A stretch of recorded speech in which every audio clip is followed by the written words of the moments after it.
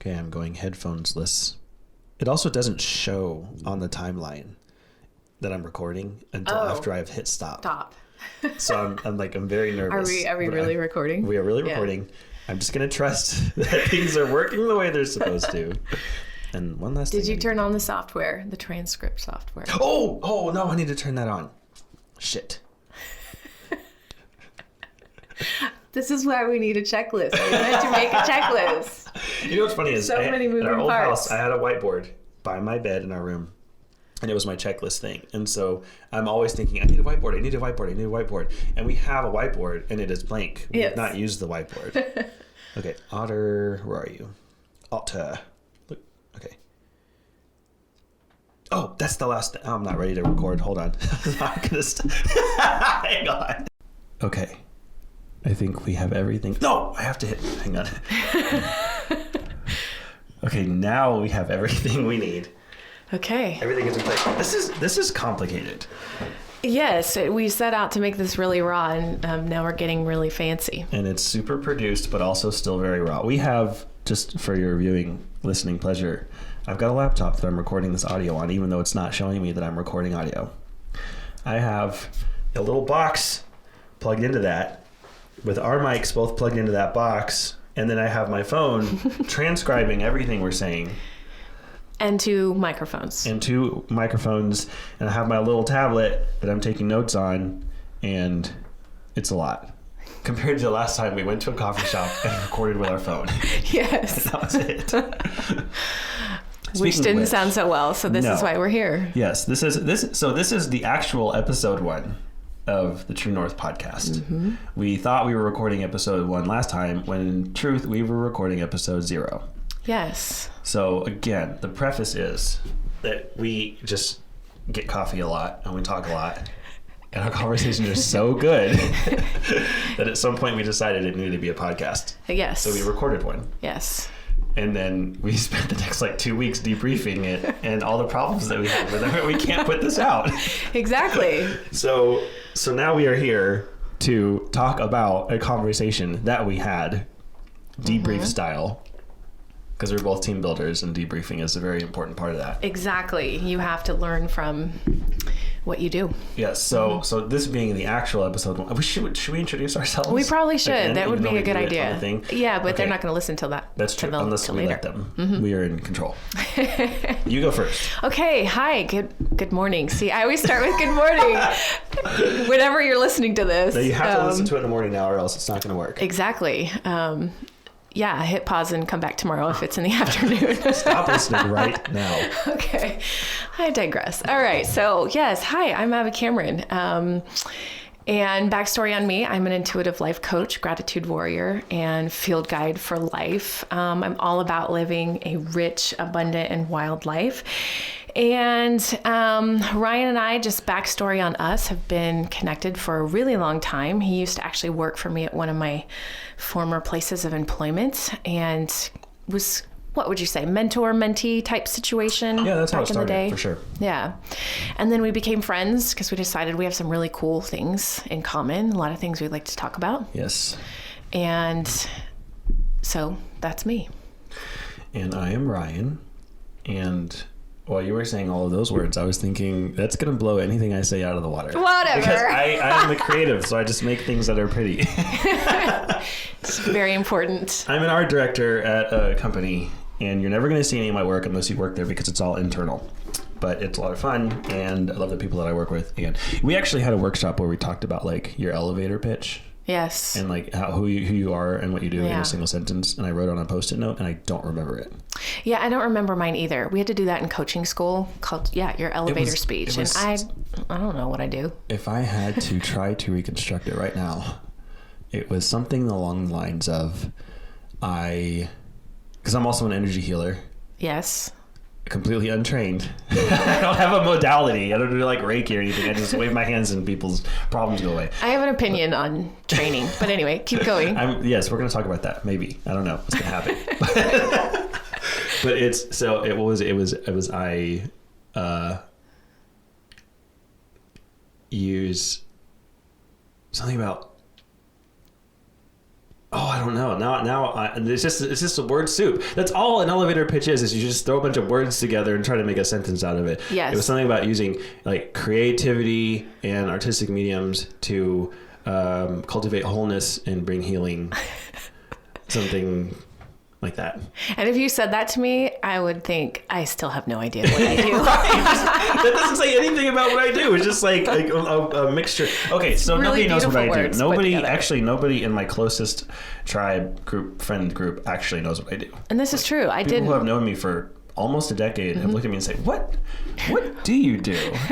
And then I answer, it's the same as like when people ask me what I did last weekend. I'm like, I don't really know. I show up and I do things and I go home and I forget about it. That's what I do.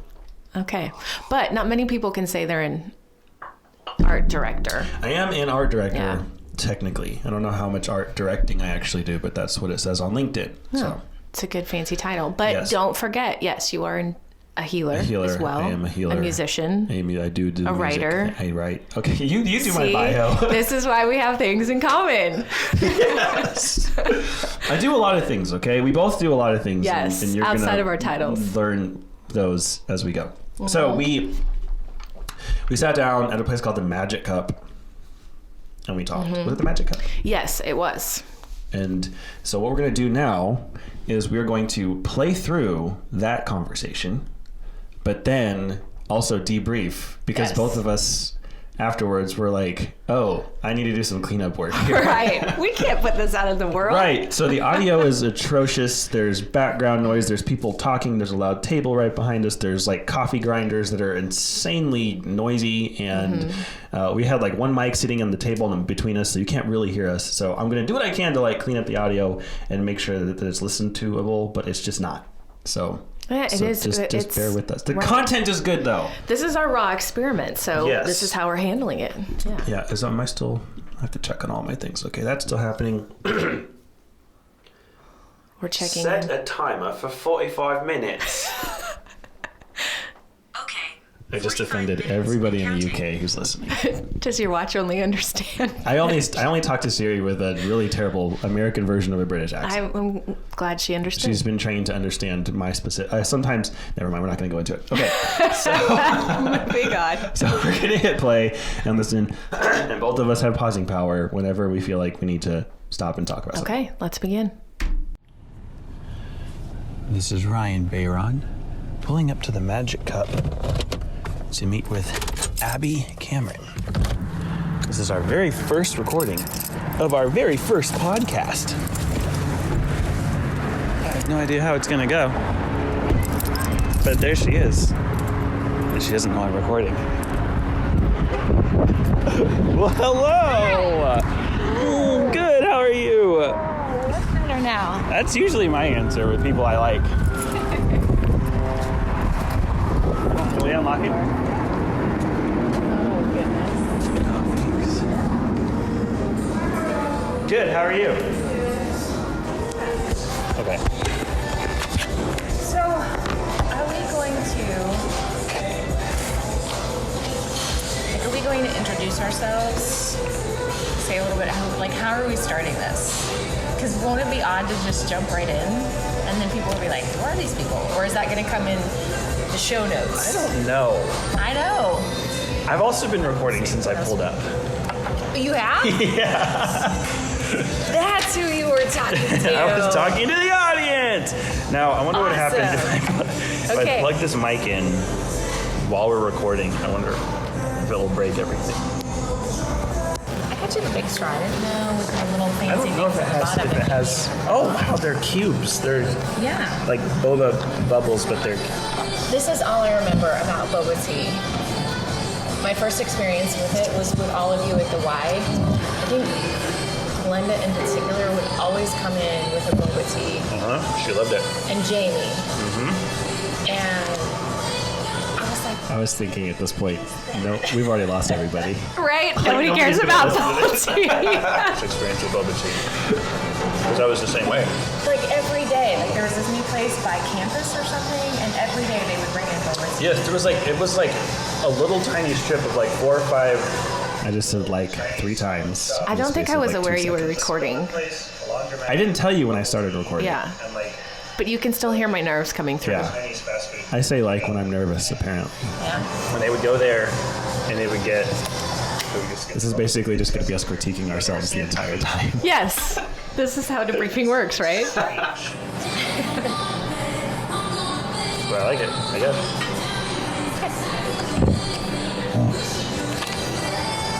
Okay. This is all I have written down. Yes, I actually remember. What's the tapping? So the tapping, on the table? I think that's every time we touched the table, the phone wasn't level, and so it would rock back and forth and Okay. shake. All of my stuff is turned off. I'm seeing a pattern here.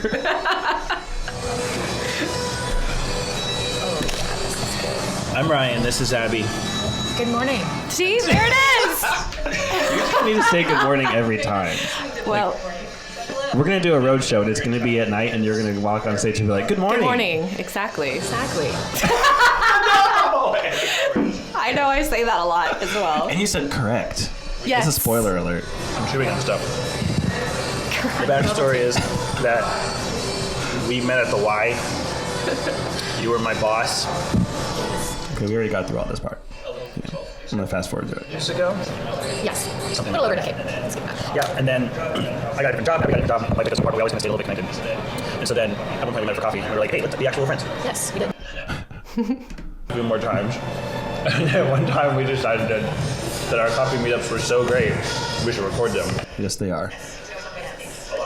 For the record, we do have coffee. Yes. This would not be True North without us having coffee. Yeah. A lot magical. And so we are just meeting up for coffee and recording it. 3 minutes in. We are completely interested. We're 3 minutes in. Well, no wonder it was a 2-hour conversation. But I hit pause for a minute. I do, because we talked about our conversations being magical. Yes. We should probably define what that means. You Like, define why that. should, oh, I need to. Well, you used the word. You said it was magical. I did say they were magical. Well, because I feel like every time we would get together, we would both walk away enlightened in some way on some particular topic. And while it may be related to our personal experiences, I just always felt it could be relatable to other people. Yes. So I don't know. I heard that word magical again, and it just said stop in my brain to have a conversation about it. We were at the Magic Cup, and I also, when we first decided to do a podcast, I had just discovered an app where you can just hire a virtual assistant to do one thing for you, and they charge by the minute, and it was called Magic. Yes. Also, ladies and gentlemen, something happens when Abby and I are doing things together or in the same place at the same time or talking. The universe will just I don't know how to put it, just shoot us a constant stream of reminders that there is consciousness at play. Yes. Like universal consciousness that's like, I'm distracting myself by how much I'm saying like. Now you're thinking about what you're saying. I have the same problem. And it's really weird to look at you because we have these microphones in front of our face. Like Young called it synchronicities. Yes. Those happen a lot. Yes, but and we'll get to this as we get later in the first the pilot episode. But we talk a lot about being light workers, and I think when you put two light workers in the same place, that's what happens. It's like the energy collides and kind of, like you said, aligns with this consciousness that's out there from the universe, and magical things happen. Yes. And that's part of what made us want to get this out. Because the other thing is, I'll say something to you that I feel is not relatable. It's just a me experience. And without fail, you'll come back and say, me too. And also, I thought I was alone in this. Like when I was talking about trimming poop out of my dog's hair.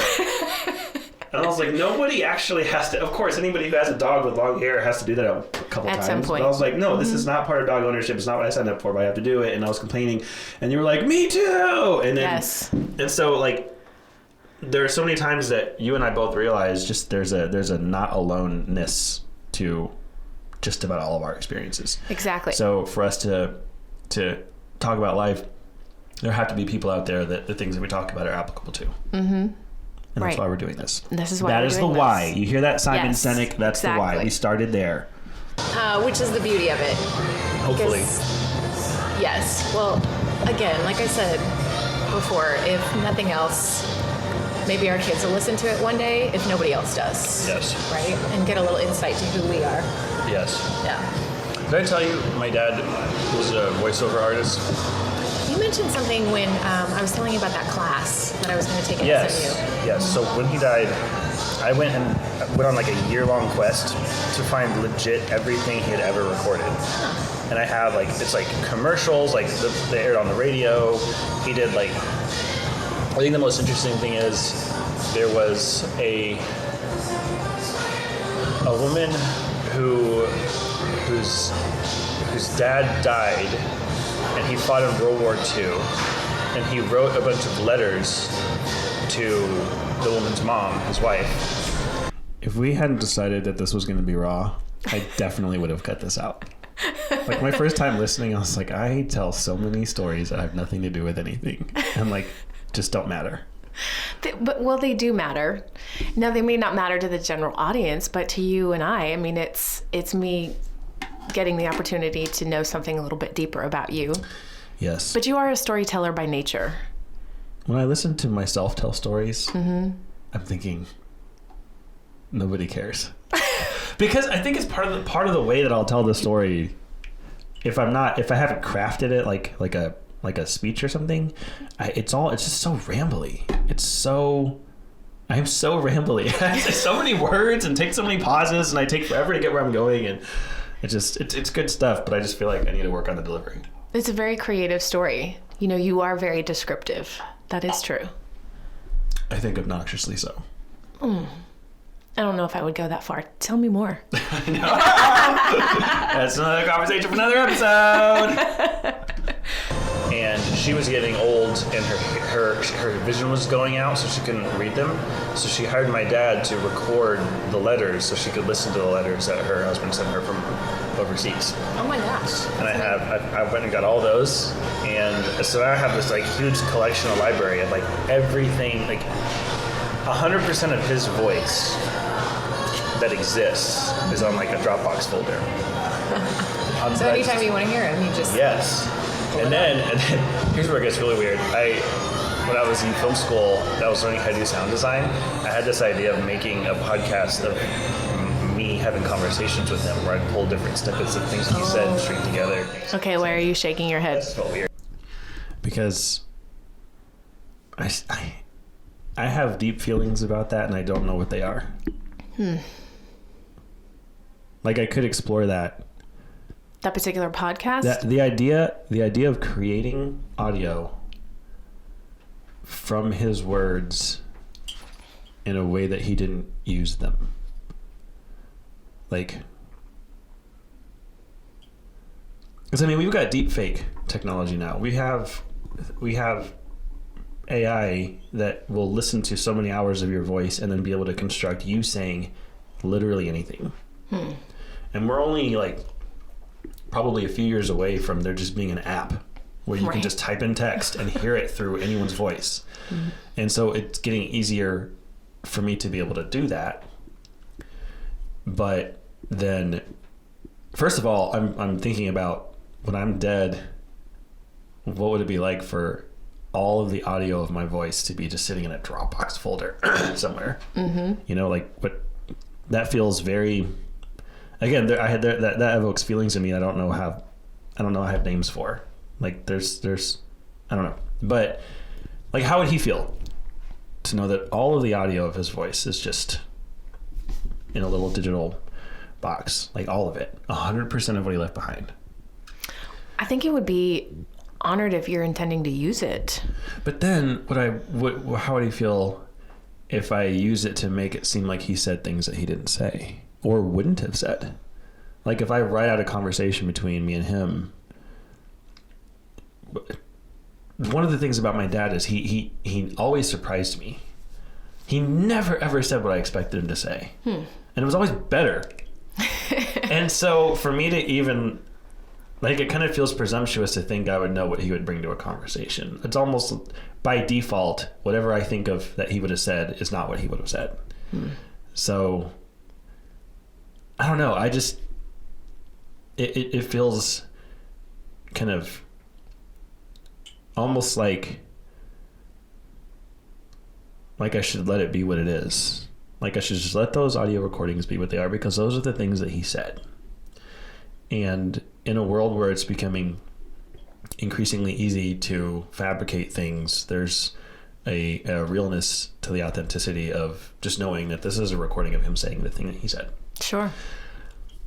But how cool would it be to be able to go to him now? Right. And get this, I just let me choke on my likes for a second. I listened to a podcast, a RadioLab episode, where they were talking about an AI bot that all it did was it would repeat back to you what you said, but in its own words, quote unquote. Okay. And if it couldn't parse what you were saying, it would just say, "Tell me more." And the bot was named Eliza, and people were chatting with this like it was a therapist, and they were getting actual real progress made. Okay. From the thing, either repeating them back what they just said or saying, "Hey, go on." And so imagine coupling something like that with my dad's voice. Right. How cathartic and therapeutic and special would that be to be able to just open up a computer and talk to my dad, you know? Like that's a Black Mirror episode. Yeah. And it's eerie and it's weird and it makes me uncomfortable, but also it feels very like the thing that you mourn when somebody dies, you're mourning a loss. And so then it becomes attractive to think about the idea of maybe not having lost it. Right. Maybe because when you lose something that you love, there's a part of you that wants to regain it. That's why you feel the way you feel, right? Right. So I don't know. Like there's a lot to unpack there, but just the idea of taking his voice and making new things out of it. There's just, like I said, it makes me feel a lot of things. This is why I was shaking my head. That was like my body being like, "Whoa, there's a lot of stuff in there," but I hadn't parsed it out. I hadn't really investigated it, and it's still something that I kind of want to do, but I don't know why. What's the animating energy behind me wanting to dig up those audio files and make something new out of them? I think it would be interesting to see how it makes you feel, because typically that's what it all comes back to. When you get your mind out of the way, how does it make you feel? Yeah. Because that's what's driving you. And then what does that feeling mean to you? Right. And even the idea of if I were to put myself in the shoes of future me who is constructing this thing, who's going back through the files and making transcripts of all the words so I can make a database or a spreadsheet or something. Even then, I feel pushback in my body, like I shouldn't be doing this. Like I should leave it alone. Maybe you leave that part alone where you manipulate his words. But just take the audio themselves and and then debrief it in your own way. Like this is...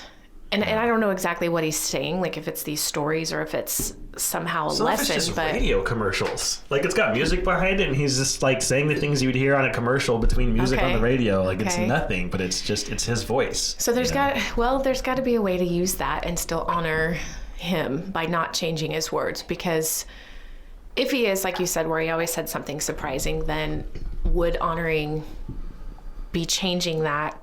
Yeah. To what you think he would say. Or going a step further back, why do I even have those recordings in the first place? I don't listen to them. I don't go back and listen to them. The whole value for you. Right, but why do I feel the need to have them if I'm not doing anything with them? I'm not going back and like I don't go visit his gravestone. There's nothing else. I even got rid of the hats that he wore when he had cancer. We moved to a smaller house and I was going through all my stuff and I was like, I don't have space for this. And so I gave them away. I'm not attached to those. I'm not attached to the material things that remind me that he existed, except for those recordings. Certainly worth unpacking then. If you're still holding on to it, there's something there. Yeah, I don't know what. Okay. It felt weird. It felt super, super weird to do that. Do you sound like him in any way? Yes. Interesting. Well, I get feedback that I sound like him. Yeah. Like I'll say something. Well, it's like people who knew my dad when he was my age, like all my friends' parents, if they come across my paths and they knew me, they don't recognize me from my looks. or my mannerisms, but I'll talk and they'll be like, oh, you're Rayron's kid. And they'll say it's the voice. Or when I do public speaking, like he had his conversational voice and he had his speaking voice. And my speaking voice is almost like, it's hard to tell the difference. Like whatever I do with my voice to make it a speaking voice is the exact same thing he did with his. Interesting. And so like when I give my TED Talk, everybody who knew my dad was like, oh, there he is. The whole thing, that's him. Wow. And it just comes. You don't It just necessarily do happens. anything. I don't do anything on purpose. I just it's like a switch where I just switch into speaking voice. And I can I have a vocal coach and she helped me to understand like all the mechanics of what happens in there. So I can feel what's happening. I know There goes the music. I don't decide. I just say, I'm going to turn my speaking voice on, and then it all just Off you happens. go. Yeah. I think that's what he did too. I don't think he designed his speaking voice. I think he just knew what it was supposed to sound like and did it. Right. But I think we all kind of know that. He did something that I found out later is called a shout whisper. Where he was a preacher, and he went to seminary, and there was a whole class on how to give a sermon. But this particular college was predominantly Baptist, and so there's certain ways that you can know that someone's a Baptist preacher if you know what to look for. Mm-hmm. And part of it is they like to jump around, wave their arms, and yell a lot. And they teach that? Yeah, I didn't think they did. I thought that was just something he picked up. But he went and he delivered this thing. It was kind of like a Toastmasters type of thing where you deliver a sermon and everybody gives you feedback. Okay. And the professor, I remember him telling me that the professor told him he needed to yell. He needed to raise his voice. On the parts that have the most impact, you need to yell. Fire and brimstone. You got to wake people up. Yeah. And his response was, well, if I need to wake them up, then they're already asleep and I'm losing. Yeah. And so then what he did instead, he was like, no, I'm not going to yell. That's just because also he had a certain intensity about him. When he raised his voice, people perked up in the wrong way. Like it was a fear response because he just had this, Mm-hmm. And so what he did was whenever he got to those moments that were really, really impactful, the parts that make you stop taking notes and just look at the guy that's talking, he would get very, very quiet and he would give a lot of space between every word. And it was one of those things where there's a pulpit and then there's that little mic sticking out and he would lean in. And he loved it because everybody else would lean back. Yes. And their eyes would get big. And he loved doing that. And so anytime I would give a talk, back when I used to try to be a public speaker, I had a vocal coach and she would kind of grade all of my different things. And that's what she said that I do, a shout whisper, where every single time I got to a point where I really wanted them to remember it, I would lean in and I would do the same thing. And she noticed that everybody in the audience was doing it back. And she was like, I've never seen someone do that before. Interesting. You're a vocal coach. How have you right? How have you missed that? How have you never? Has no one done this? But then you watch and people, it's rare. People don't do the right. I'm very snotty today. They don't do the shout whisper very often. The shout whisper. Yeah, it has because it has the effect. It has the same effect as a Right. shout, but you're whispering, and it really draws people in. I think you just found a way to honor your dad. Oh shit! The scene in Lion King that gets me every time, other than the one where his dad dies. Have you been watching Lion King lately? A lot. Okay, just checking. It's one of my top 5 favorite movies. For the record. All time. Wait, pre-Brix? Yeah. Okay, all right, It's just different checking. though. It's different though. Now, as a father, I choke up. Well, before I would choke up after Mufasa dies. Simba's like, oh, my dad's dead, and he's trying to nuzzle him and everything. And that would be all for obvious reasons. But now I actually choke up while Mufasa is saving Simba from the wildebeest because I'm putting myself in Mufasa's shoes. And I'm 100% I would do that. Mm-hmm. I would 100% dive into a valley full of giant, angry, running beasts to save my kid hanging from a tree. Yes. And that's what gets me. Okay. But the part that gets me from my dad perspective, not a being a dad perspective, is when Rafiki leads him to the water to show him. He's like, your dad's still alive. And he shows him and it's his reflection. And, yes. And then I kind of wish that the whole voice in the clouds thing hadn't happened because I think that takes away from what Rafiki's trying to say. Mm-hmm. But there are so many times that, when I think about my dad, I always go back to that scene.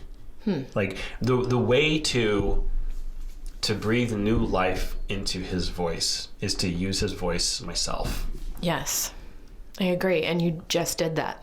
with the shout whisper. Oh, that's what goosebumps sound like. So, yeah, think about that in terms of your podcast with your dad. Maybe you're not using his voice. Maybe you use yours in the way that he used it. Does that make sense? Oh. He started a blog when he was diagnosed with cancer. And he wrote until he died. It was just like an 11-month blog. I wonder what would happen if I just read that. It's a good place to start. Just as is. Right. I'm fucking gonna do that. Oh, God. Okay, I need to think about this. Okay. I like the light bulb. See what I'm talking? People, magic. Somebody. Yeah. I mean, that's all it is. You're just doing an impression of how you would sound if you were good at speaking. We've only made it 6.5 minutes into that conversation. I know, and I'm realizing as I'm kind of thinking back through this lengthy conversation we had, I think the first hour is just this shit. Just like, hey, what's going on in your world? Here's what's happening in Just a mine. regular coffee talk. If I was, like, imagine that I was an actor. We're going to get like 10 episodes out of this. Just one, I know. Because when you said, let's take the first hour and just debrief, I'm like, oh, we're not going to get very far. I knew it. I just knew it. Something like, I think we can analyze every sentence that we say. And then when we finally get through it, we should go to another coffee shop and get a really bad recording. Yes, and just do it all over again. There's our whole podcast. Have you heard about the True North podcast? No, what is it about? Well, it's two people who talk about themselves talking. That's so I don't know meta. if that sounds interesting to anybody else. It's the most interesting podcast you've ever listened to. And I was playing James Bond in this scene, improvisation. And then whatever the answer to that question was is what he would do. And then it's kind of like rewires your neurochemistry. When you start acting a certain way, you start thinking that you are that way. And then like a year or two later, he realized that he was just as confident as James Bond. Like, he didn't have to pretend. He wasn't putting on the mantle anymore. Right. He had worked those muscles and trained them, but the confidence stayed. Yeah. And so, like, I don't remember what I was saying. Oh, so like, when I first started public speaking, I did that. I was like, Okay, I'm going to pause right here and jump in because it's relevant to something you and I had a conversation about. See, here we are. What are it was you're about to 7 talk minutes? about a conversation about a conversation. Yeah, so Ryan and I vox each other outside of these podcast sessions. And so without divulging your personal information, I do want to say that you have shared that there are some fears that are getting in your way in this moment. And so I want to point out this particular part of the conversation about the whole faking it till you make it. And your friend being the James Bond. And then I think I eventually go on and tell you about me being the superhero. But it brought to mind that conversation that we've been having about how do you manage fears. Yeah. And how just the simple act of standing like a superhero or standing like James Bond will change your brain chemistry enough to propel you to move forward. So I'm pointing that out, which other people are not going to know the backstory, to you to say, maybe you need to be James Bond at the edge of the cliff. God. Maybe you need to stand in your superhero pose at the edge of your cliff. And fake it like someone who has the courage to do what I need to do, even though I don't.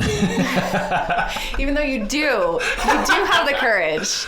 If we were to strip away your mind, you have the courage. I had a conversation with a friend last night about how there are so many things that I'm trying to become. And I described them all, like I listed them all out. And she said, you are already all of those things. Yes. And I'm sitting there in my closet with my phone in my hand, and the waterworks just start. It's just Niagara Falls.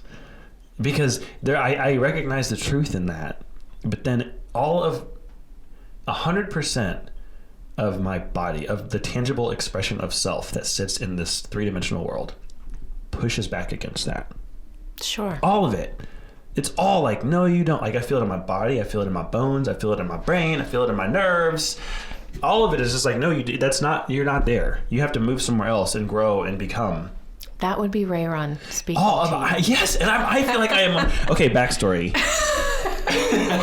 Yes. Define the terminology. in high school that was probably my most insecure of my entire life. Like I was homeschooled and I was kind of nerdy and not very social, and so I found myself running with a bunch of kids who seemed to have whatever secret sauce I feel like I was born without socially.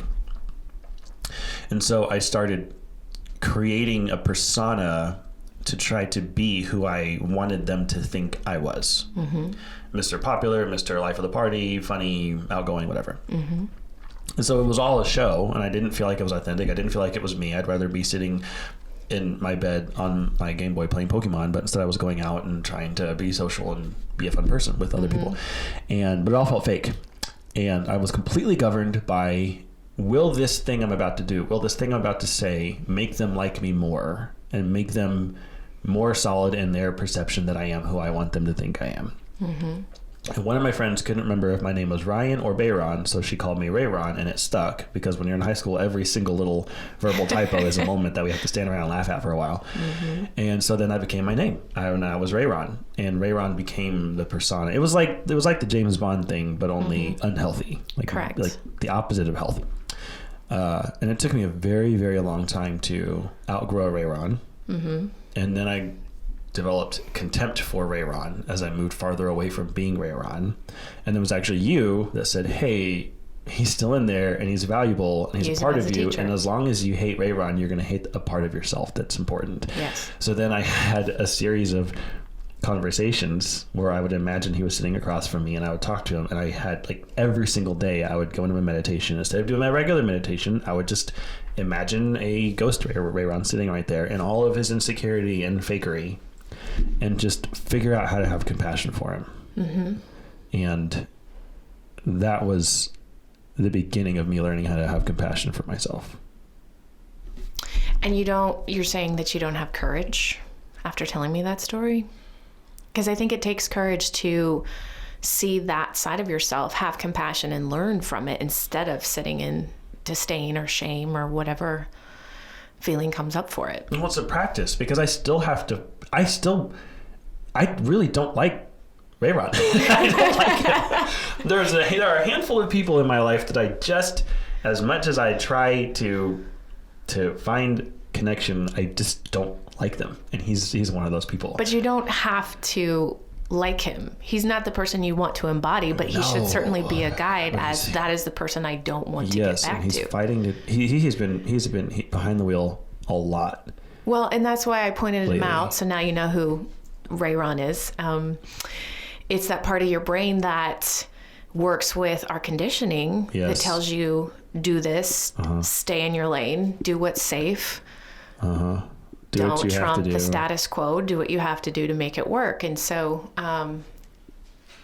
it sounds like, yes, you are all of those things already. Like going back to the conversation you were having with your friend, you are all of those things already, but your fear is getting you in the way. Well, it's Rayron that's getting in your way. He's telling you, no, don't do that. You need to stay in your lane, right?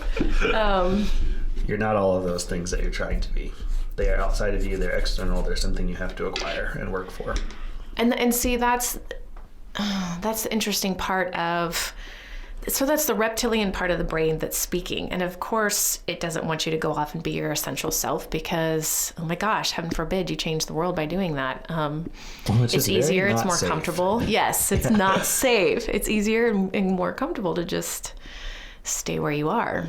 How fucked up is that the model that our brains operate on, if we are not intentional about changing it, is that what is familiar is safe, even if the familiar thing is unsafe or unhealthy or both. Yes. I'm going to stay in the familiar thing because it's unsafe to venture out of it, and we forget that sometimes the thing we're in is less safe.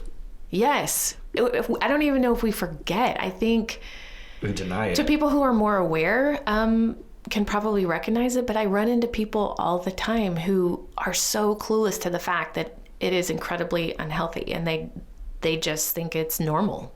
But that's the model. Familiarity is safe, unfamiliarity is not safe. That's not even true. That's not even close to true.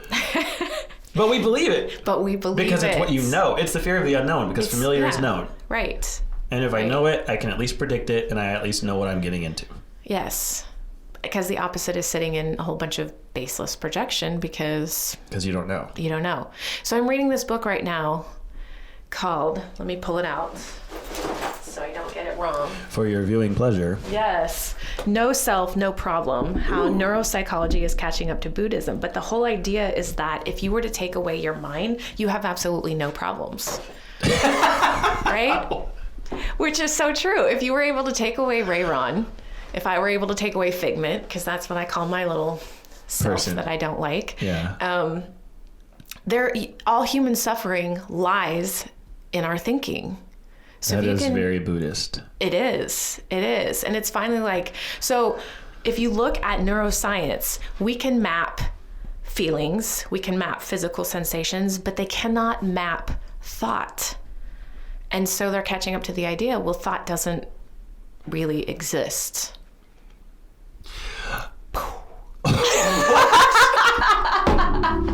Wait a second. Insert mind blown emoji. Is that like how, okay, so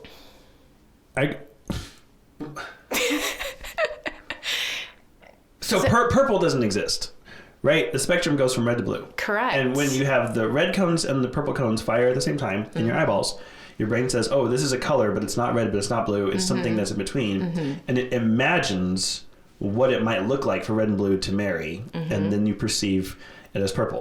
But it's not a real thing. Correct. So is that like what you're saying, where you can have an experience of it and the experience feels real, but it's not real, other than you experiencing it? Correct. Like your perception is not real. Right. And that's easy to understand because we have dreams Yes. about things that aren't happening, but we still have the perception of them happening, and you wake up and you have a memory and you can tell someone, I had a dream about blah, blah, blah, blah, blah. Yes. And you're accessing the same parts of your brain that you access when you're talking about a memory. And when you're in the dream, it feels real. And even afterwards, sometimes you can remember what it felt like, Yes. but it didn't happen. But it didn't So are you happen. saying that that's all of our thoughts are in that realm? Yes. So if you're able to shut that off, how much suffering you could eliminate. So I'm really trying to put this into perspective when I'm making some decisions and things that I'm suffering through right now. Like, okay, if I can step outside of it and become the observer and shut my thought off and look at it for what it is, how does it change? Oh my God. So when you, so what my brain does, what my mind does, is it tries to Yes. poke holes in things, you know? Yeah. So Poke away, because I'm still learning. So if the burner's on and I rest my hand on it and it burns my finger, that's suffering. That's physical suffering, which exists. And so the connection I just made was when your body experiences physical trauma, it releases opioids to compensate and to kind of like help get you through the pain and remain functional long enough to triage the event. Correct. Yeah. But when we experience psychological or emotional trauma, that does not happen. Yes. It doesn't, which is why that's even like more traumatic. It's more lasting. It takes more time to get through and to work through, and we avoid it more because our body doesn't have a mechanism to fight it off like it does physical pain. And maybe that's because the mental and emotional trauma isn't real. So the body doesn't really have any reason Way to respond. because it's not a thing. Correct. Yeah. So now I'm in the process of trying to figure out how to develop a modality to get people to shut off their thinking. What the fuck? Yeah. I don't know if it's going to work. What does that even look like? What is left? Just feeling? So this is what baffles me, because in a way I think of it as enlightenment, which is right, a Buddhist philosophy.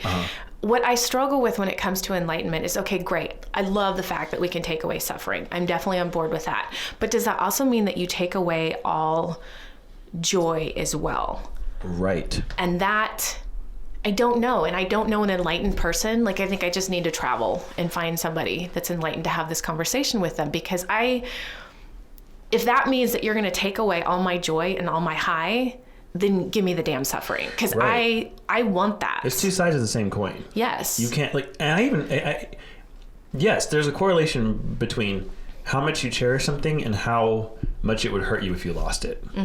100%. Yes. And there's a pre-grieving that goes in. It's risk. It's how much would it destroy me if I lost this thing? And then now I'm just repeating myself, but which I do that. I was listening to the recording, and there's one part where I say the exact same thing 3 times in a row, as though I'm saying something new. But It's your way of processing. But you're right. Suffering is, I think, a necessary component to valuing what we value and finding joy Yes. in the things that we find joy in. And I feel like, there's an alternative anesthesia that doesn't make you not feel pain. It just makes you not care that you feel it. Yes. I think it would be like that. It would be like you just don't care. Right. Which is why you don't have suffering. But if you don't care, then you don't have joy either. Right. And so I really struggle with that side of it, because it's the polarities that have to happen. Like you said, there has to be both sides of the coin there. So how do you balance it with, you still can experience the highs and the joys, but be able to have a tool where you can shut down the opposite or flip it. Do I need to do the flipper again? In about 12 episodes, yes. You're going to hear Abby do an impression of a dolphin. Impersonating a dolphin. Gold. It is podcast gold. Yeah, it was something like that. It was great. We can throw in another animal sound today. Caca! Bird. Anyway, okay. So that's, I don't know. Like, this is where I am in my world right now, in the pattern that I'm recognizing, that I'm wanting to help people shift and flip all of their suffering, and to be able to use it and not see it as suffering. But that also means I am now tampering with joy. I feel, my question is, what is left? If you take away mind and thought, if you take away thought, what you have left is the feels. And I had a conversation with a buddy of mine who was reading a book on the Enneagram. It's like his 8th book that he's read on the Enneagram. And I'm going through a thing that's kind of a heavy lift emotionally, and that turns into a heavy lift physically and logistically and socially, all of it. And he just texted me a couple pages from this book, and he said, are you letting your emotions, are you letting your instincts guide you, or are you letting your emotions guide you? And I think the way he was framing it was, your emotions should inform your instincts, but not overrule them. And I said, first of all, I don't know what it's like to not be my emotions, because Enneagram people, I'm a 4. I am just like a textbook 4, right? We're both 4s. Yes. And so my emotions are my reality, unless I do something to counteract that, or to ground them, or to transcend that. If I'm just on autopilot and I'm not being intentional, whatever I feel is life. Not only is life now, but always was life and always will be life. And so I told him that, and he was like, oh, you make so much more sense now. But then the follow-up was, oh, that's not great. Like, it's not great for you to 100% be whatever you're feeling in that moment right now. That is volatile, and it's unpredictable, and it's not stable, and it's not sustainable. You can't operate that way. So we had a long conversation about that. I was like, oh, you're right. But what you're saying is, if you take away the thought, I feel like that's what you're left with. You're left with, I am my feelings. Yes, and emotions are physical. So then maybe you are still able to experience joy because you can feel it. So, well, okay, let me introduce a model to you. So there's an event. So you start with the event, the thing that happens. You start with the event.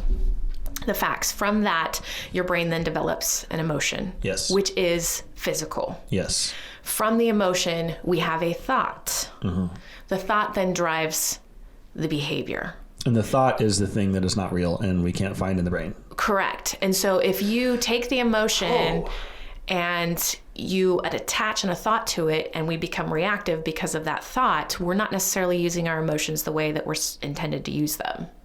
So the chain of events is a real thing, followed by a real thing, emotion, followed by a not real thing, thought, followed by a real thing, behavior. So you're trying to take the not real thing out of the equation. Correct. So it's the event, the emotion, the behavior. Yes. But doesn't that sound unwieldy if your behaviors are directly governed by your emotions? Because emotions are fleeting and they're not. Yes. So I don't think you're taking thought out. I don't think that's possible. Maybe the thought's like a scaffolding. It's manipulated. That just holds the emotion. It's just like a framework.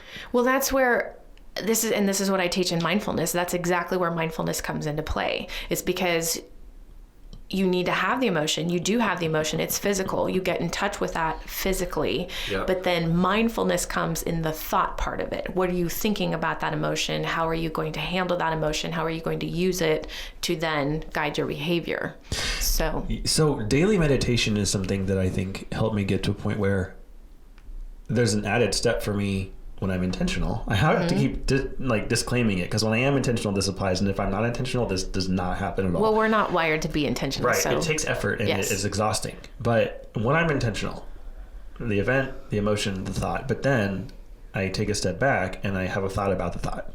Mm-hmm. Because what I do when I meditate is I imagine that I'm stepping out of my body, looking at my body. Yes. And then the question is, if I'm observing myself, what is it that's doing the observing? And sometimes I'll let my mind wander, but I'll watch where it goes. And then I think, if that's my mind and I'm watching my mind, then what am I? Mm-hmm. And so it flexes those, it builds those muscles of detaching from all the things that are happening there and becoming a third party observer to your process.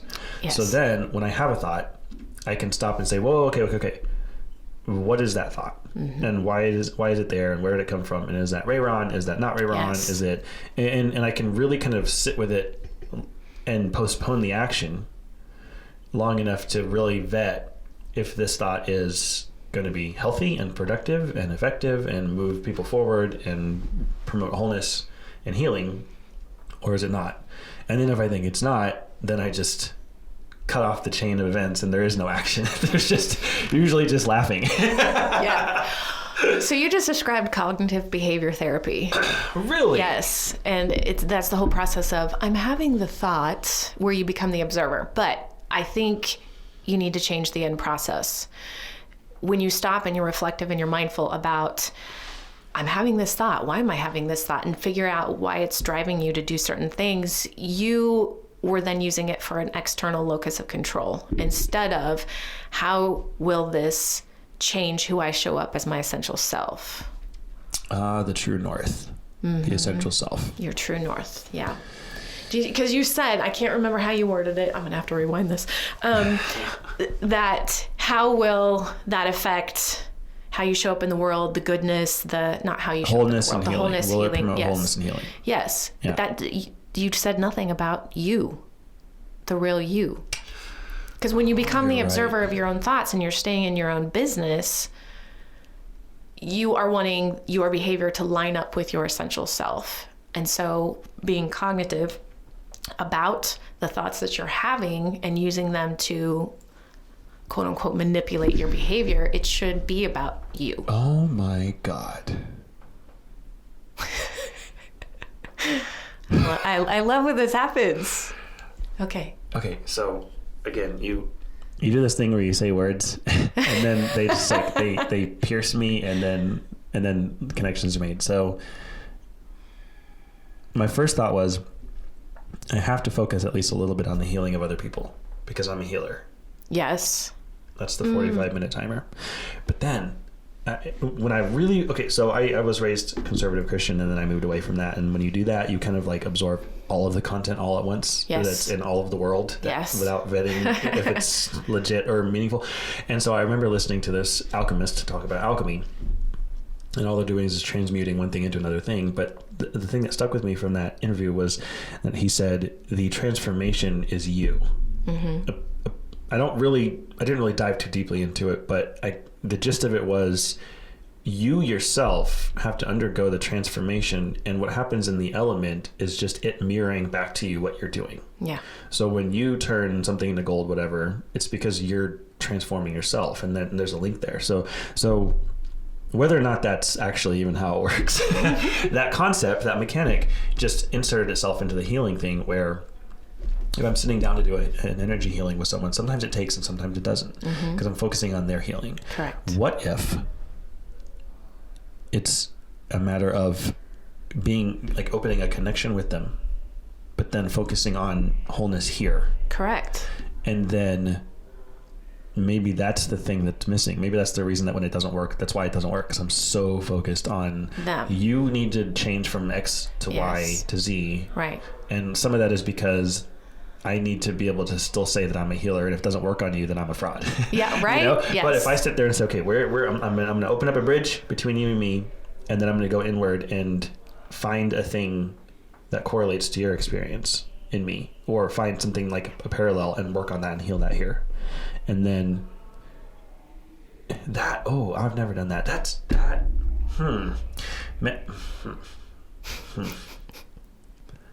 That, because that requires a good chunk of empathy. Which we have determined you are. Which we have determined I may have a little bit of.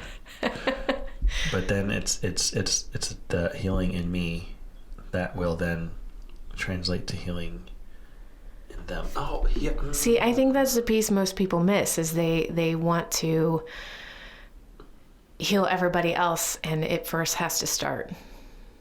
Oh, not just start. Like, it has to stay there. It has to stay.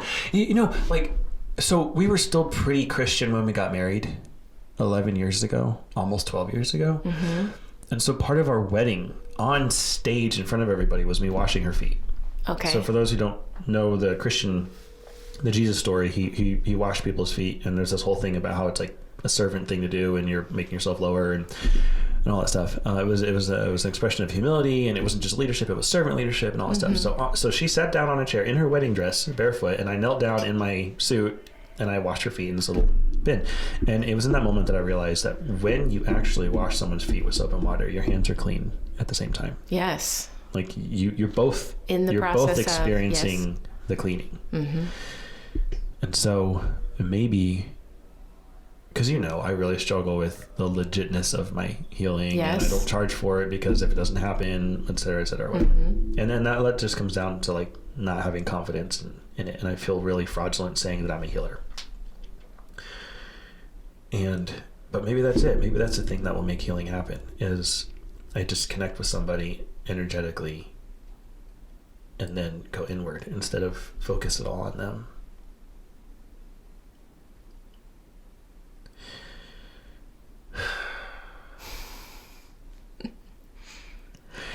And that's our time. Yes, exactly. And that is a great place to stop. We have some unpacking to do. 7 minutes and 20 seconds into our 2-hour recording. That we're supposed to be. Yeah, this is going to be 10 episodes of debriefing. This is going to be the season 1. Season 1 is we debriefing the first. Oh my God, we're never going to get through this. But it did actually spin off to some really interesting conversation today. So not all is lost. Yes. And return back, please and thank you in advance, for episode 2, where we will probably listen to 5 to 7 more minutes. Probably so. Of the conversation. Yes. And continue to debrief. And until then, we see you, human. That's another spoiler. Well, I didn't say muck person, which is coming. That's see you, true. Human. People. Yes. This is good. I'm so excited for everybody to get through this conversation. Yeah. All right. So do we have a sign off? Do we have? We came up with a sign off at the end of the last episode 0. Yes. Was it just like go be your true selves? Oh, let's see. I have it written down. Pen and paper, people. You're hearing real paper that was made from trees. Yeah, this old school. All these fancy gadgets and stuff. I still think there's a mind-body connection between.